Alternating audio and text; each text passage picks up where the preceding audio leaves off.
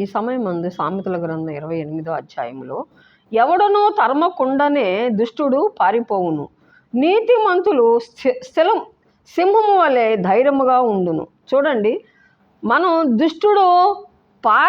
దుష్టుడు పోవాలంటే దేవుని స్తోత్రం, వాడిని మనం గర్దించక్కర్లా.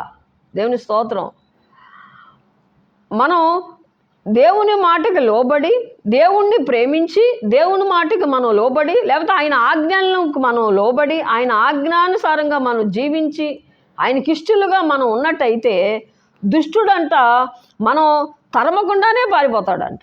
ఆమేన్.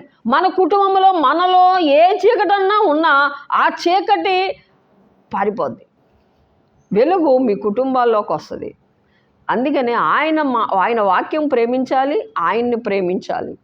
ఆయన ఆజ్ఞలు గైకొన్నట్టయితే దేవుని స్తోత్రం, ఎవ్వడు తరమకుండానే దుష్టుడు పారిపోతాడంట.